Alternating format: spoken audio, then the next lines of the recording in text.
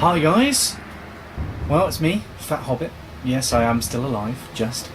The reason why I've been away for so long, work and everything got in the way, and what a surprise, I didn't manage to plan for the hours and everything that I wanted to be able to get in to be able to do these video logs. So that's why I ended up with no real coverage of anything to do with my Empire whatsoever. However, that will be rectified, and I will be going back to that with hopefully another tournament this year, which is the grand old 2014. So just recap very quickly on that. I took my Empire with me. I managed to get it painted, just literally painting the last model on the last day, literally the morning, well, the evening of the before the tournament.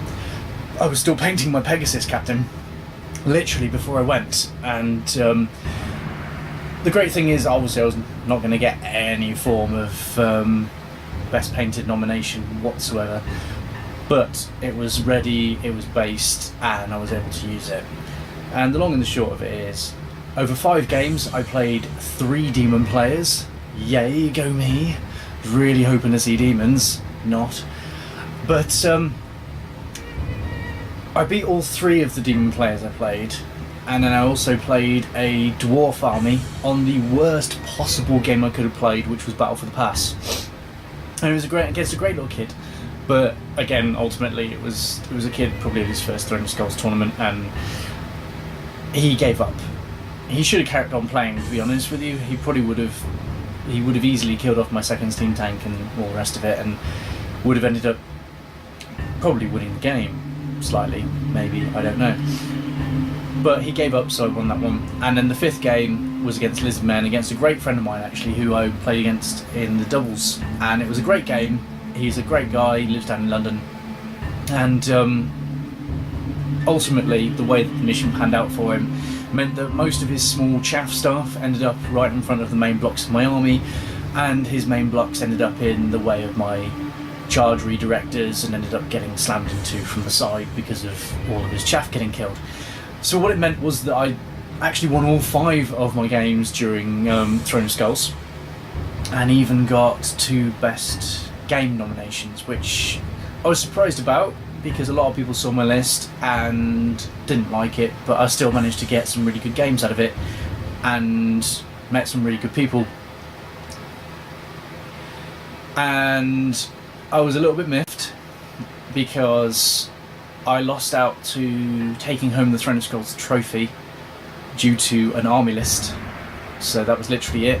My army list was written on paper, and the guy who won it had exactly the same points as me, but his army list was funky and had some little pictures and stuff on it, and it meant that he edged me out because he had a better army list. So considering that was the first ever time I've taken Empire to a Throne of Skulls, and it was a brand new list, and I didn't really play that many practice games with it, I was very happy, and I just hope it wasn't a one-off fluke, and I'm hoping to take them with me to another Throne of Skulls, maybe in June, maybe in October if they do another one then.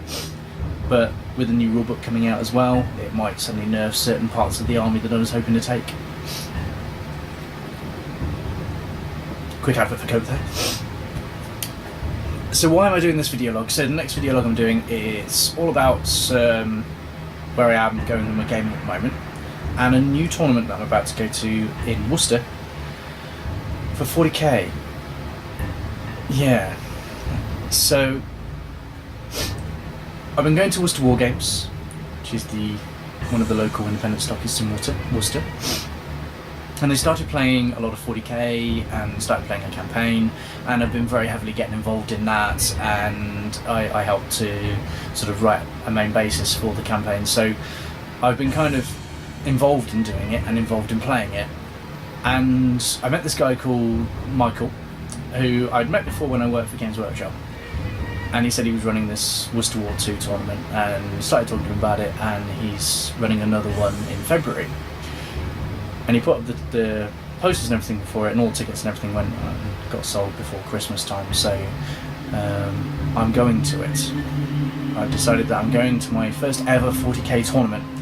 So I'm breaking my 40k virginity by going to this one-day tournament, which is literally this weekend, so this could be quite fun. I've still got stuff to paint, as always. You don't ever go to a tournament with everything fully painted, that's just silly. And just checking out my notes again, always good. It's at the Whittington Village Hall in Worcester, which I found out is actually not too far away from me. It's sort of a couple of miles walk, but even so, it's only a few minutes, and it means that, well, about half an hour walk to be able to get up there. So the great thing is I can walk up there, take my army with me, and just have some fun and try out my first ever tournament. It's 1,500 points, and the great thing I'm, again, very, very happy about is the fact it has to be fully painted. So what I like about that is it means that I know that when I go, all the effort I've put in to be able to make sure my army's ready is going to be the same for everyone else. They're all going to be taking armies that are going to be fully painted, and I'm going to be playing against some really, hopefully, some really nice looking armies and some really funky little bits. And I really like playing against fully painted armies because it shows that people have actually taken the effort to get everything finished and put out on the table armies they're hopefully proud of. And there's obviously prizes for painting as well. I don't expect to win any. I'm putting out an army that is fairly tabletop standard in terms of painting, so I very much doubt that I'll win a purse painted, but at least my army will be fully painted and I'll be playing against other people that are fully painted armies. So when you're actually playing through the game, it will look really good. I'm taking Tau. Yeah, Tau. I know you're all thinking, what a douche. And yes, what a douche. But at least I'm not taking Eldar allies. At least there's one thing going for me, I'm not taking Eldar allies, so I'm not being that bad. I'm not going with the whole divination and making all my Eldar stuff being able to go onto my Tau stuff and re-rolling hits and all the rest of it. I'm taking a purely Tau-based army, so I'm not using any of the allies. However though, I am using quite a lot of the other nastier stuff from the Codex. So I am using Riptides, I am using Broadsides. I'm not going to apologise for it. I love the models, I think they're brilliant.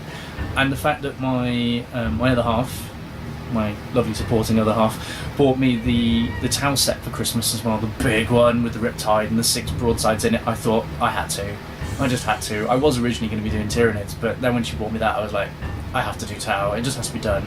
I'm going to have to just really pull it out and pull out all the stops to be able to, you know, over these 2 months, get all 6 of those broadsides painted and the Riptide as well. So yeah, I'm taking the 2 Riptides, I'm taking 6 broadsides, I'm taking a commander with a bodyguard with marker drones and fusion blasters and pathfinders with marker lights as well. So I'm really hoping to basically leaf blow my army, my opponent's army straight off the board. That's the plan. However, though, I've read the comp for the tournament, and it's quite an interesting one because it's not just a sort of standard rulebook battle missions or anything like that. They use a standard Purge the Alien as your combat mission, but then you also roll Eternal War missions to go on top of that. So what that means is that you end up with Purge the Alien, but then you could also end up playing Big Guns Never Tire with it.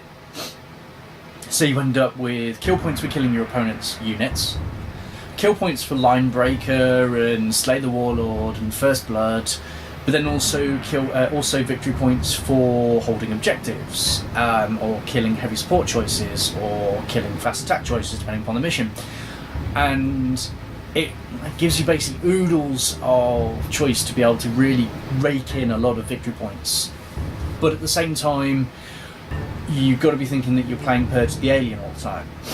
So you can't just sacrifice units like you can with a lot of the missions where all you've got to do is hold objectives, and that means you can throw units out there just to hold stuff up until the end of the game. You can't do that, because if you do that, you're going to be giving up victory points. And that means that, looking at this list, I wanted to make stuff that was survivable, but I also wanted to make sure that everything had a part in the army to play, but also to make sure that I could hold objectives.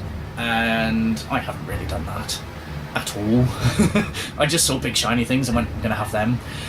And it's meant that I've ended up with loads of these broadsides in there and riptides, and then I went, oh, I haven't really got many points for troops. So I've got 2 troops choices in there. They're not great. They'll be able to quite happily sit on objectives, but when it comes to holding it or attrition, they're gonna get killed. It's just gonna happen. That's what they're there for. But they can put out a lot of firepower, and with supporting fire and with them next to the broadsides, hopefully they might survive long enough to be able to claim an objective, or at least not die, would be good. I hope. So what I want to get from this tournament is, it's the very first ever 40k tournament I've ever done.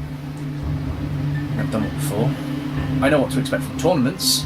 I've done Warhammer at Throne of Skulls. But 40k is a bit of a weird entity, really. I've played it quite a lot and played against people in varying degrees of fun games in stores and clubs, and that's about it, really. No real tournament atmosphere games. But I was talking to Michael, and apparently he says a lot of the games that go to Worcester War are going for fun. They don't really go as the sort of competitive side of things. But that's balls. Everyone knows when you go to a tournament, you want to win. If you're paying money to go to something, to play games over a course of a day, you want to win. You want to get in that top 3 at least, or you want to win. Simples. So I've got a bit of trepidation about what kind of guys I'm going to meet there. I've met a few of them already who are going, and I've had some quite good conversations with them, a little bit of banter with them about their armies and what they've managed to get painted and what they haven't got painted, and I've played a few of them as well, but not so much in 1500 point games, more sort of smaller games like 750, 500, and so really sort of small skirmish games. So I'm not quite sure what I want to get from it, so all I want to do really is to go to it, have fun, and just see how it goes.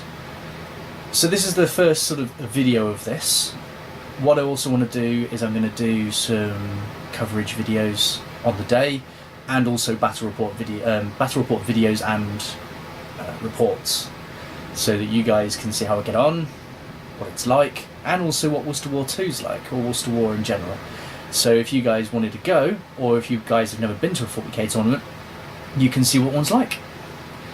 So hopefully see you soon. This is the Fat Hobbit, signing out.